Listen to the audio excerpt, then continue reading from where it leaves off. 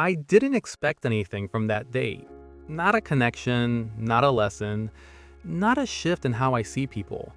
But by the end of that night, I was questioning something much bigger than whether we had chemistry. I was questioning myself. Before we begin, please support MindShift Stories by subscribing, liking the video, and leaving a comment. Your support helps us continue sharing meaningful stories with the world. I had been single for almost 2 years. Not dramatically single, not heartbroken, just detached. Work took up most of my time. I'm a project manager at a mid-sized tech company in Chicago. My days were predictable. Emails, meetings, performance reviews, strategic decisions. I liked the structure. It felt safe, clear, measurable. People, on the other hand, felt messy. I'd gone on dates here and there, mostly arranged through apps. Coffee, drinks, polite conversations about careers, travel, hobbies. I had developed a quiet system for evaluating people. Ambition level, emotional stability, communication style. I didn't say it out loud, but I was always analyzing. Human behavior fascinated me, but from a distance. When I matched with Claire, she seemed normal. Elementary school teacher, lived 10 minutes from me, liked hiking and reading. Her messages were thoughtful, not flirty. That stood out. We agreed to meet at a small Italian restaurant downtown. Nothing fancy, quiet enough to talk. On the day of the date, I remember thinking, this is probably another polite evening that won't go anywhere. I wasn't cynical, just realistic.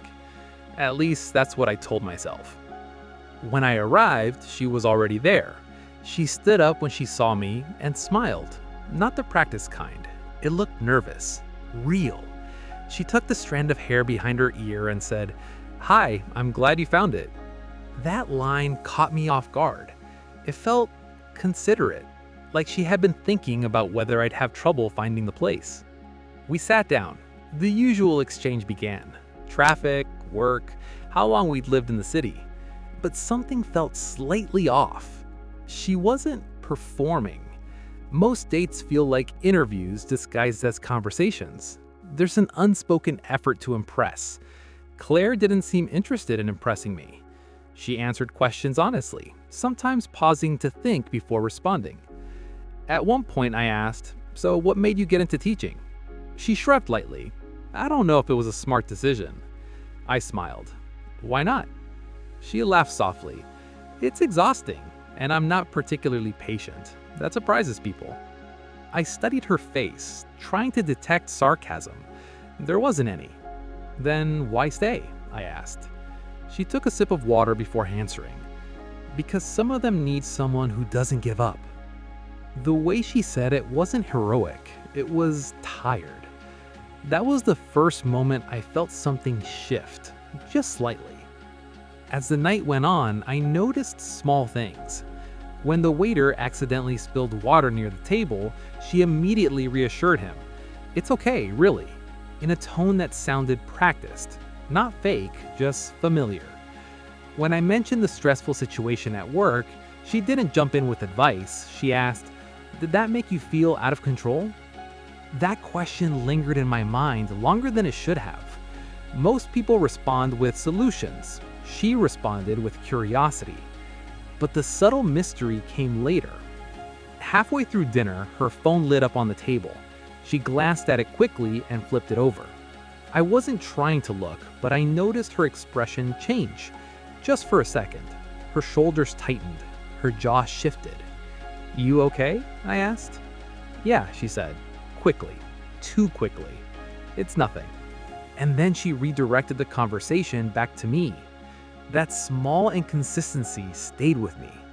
My mind began filling in possibilities. Ex-boyfriend, family issue, some drama she didn't want to mention. I realized I was analyzing her the way I analyzed project risks at work, looking for potential problems before they become mine.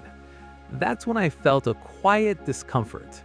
Why was my instinct to search for red flags instead of understanding? After dinner, we decided to walk a few blocks before heading home. The air was cool, the city calm. At one point, we passed a man sitting on the sidewalk holding a cardboard sign. I barely registered it. I've trained myself not to linger on those moments.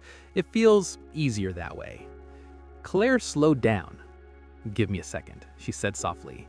She walked back, crouched down to the man's level, and spoke to him. I couldn't hear what she said. I just saw the way she listened. Not the polite nodding kind. The kind where your entire posture says, "You matter right now." She handed him some cash, but that wasn't the part that stayed with me. It was the eye contact. When she walked back to me, I asked, "Do you do that often?" She shrugged again. "When I can." "Do you think some people take advantage of that?" It came out more blunt than I intended. She looked at me, not offended, just thoughtful. "Maybe," she said, "but I'd rather be wrong about someone's need than wrong about my own empathy." That sentence hit harder than I expected. I didn't respond right away. I remember thinking, I would rather be right than empathetic. And I didn't like how true that felt. We reached her car, the moment where most first dates end with a polite, "We should do this again." Instead, she surprised me. "Can I tell you something honest?" she asked. "Sure." "I almost canceled tonight." That wasn't what I expected. "Why?" She hesitated. "Because I'm tired of being evaluated." The word landed precisely. Evaluated. She continued, "I know that's part of dating, but sometimes it feels like I'm sitting across from someone who's deciding if I fit into their life plan." I swallowed, because that's exactly what I had been doing. She wasn't accusing me, she was just describing a pattern. "And tonight?" I asked carefully. She smiled, small but real. "Tonight felt different. You actually listened." The irony almost made me laugh. If only she knew how much I had been internally scoring the evening. We said goodnight. No kiss, just a warm hug. As I drove home, something unsettled me. Not about her, about me. That night, I couldn't sleep. Her sentence kept replaying in my head. I'm tired of being evaluated. I started replaying past dates, conversations, even friendships. I realized I approach most interactions like assessments. Who adds value? Who aligns with my goals? Who might complicate things? On the surface, that mindset feels smart, strategic, efficient. But psychologically, it creates distance. When you're evaluating someone, you're not fully seeing them, you're measuring them. And when you measure people, you miss their humanity. 3 days later, Claire texted me. "I had a good time. If you'd like to do it again, I'd be open." Simple, no pressure. I stared at the message longer than necessary. Part of me wanted to analyze compatibility again, long-term alignment, logistics. Another part of me, quieter but stronger, wanted to try something different. I texted back, "I'd like that." But the real turning point wasn't agreeing to a second date. It was a decision I made internally. I decided, consciously, to stop evaluating and start experiencing, to approach the next date without scoring it, to be present instead of predictive. It sounds small, but psychologically, it felt massive. Because letting go of evaluation means letting go of control. On our second date, I noticed how often my mind tried to categorize her responses. This is long-term potential. This is a concern. This is impressive. Each time, I gently redirected myself. Just listen. When she talked about a difficult parent at school, I didn't analyze her conflict management skills. I asked how it made her feel. When she admitted she sometimes doubts her career path, I didn't see instability, I saw honesty. And something unexpected happened. The more I stopped evaluating, the more connected I felt. Not because she was perfect, but because she was real. Over the next few months, we kept seeing each other. We disagreed sometimes. We had awkward moments. There were things about her that didn't fit neatly into my old checklist. But my perspective had shifted. I started noticing how often in life we mistake judgment for wisdom. We assume that quickly labeling people makes us perceptive, that spotting flaws early makes us smart, but sometimes it just makes us distant. Claire once told me, most people don't need to be fixed or figured out, they just need to be understood. That became a quiet life lesson for me, not just in dating, in friendships, at work, even with my family. I started asking different questions, listening longer, pausing before forming conclusions, and I noticed something subtle but powerful. When you stop evaluating people, they open up more. And when they open up, you see parts of them you would have completely missed. A few months after our first date, we walked past the same street corner where she had stopped to talk to that man. He wasn't there, but I remembered how she had knelt down without hesitation. That moment wasn't about generosity. It was about perception. She saw a person where I saw a situation. That was the hidden truth I hadn't realized before that night. Our perspective shapes our behavior. If you see people as risks, you guard yourself. If you see people as stories, you lean in. Going on one date didn't magically transform my personality, but it exposed something I had been blind to.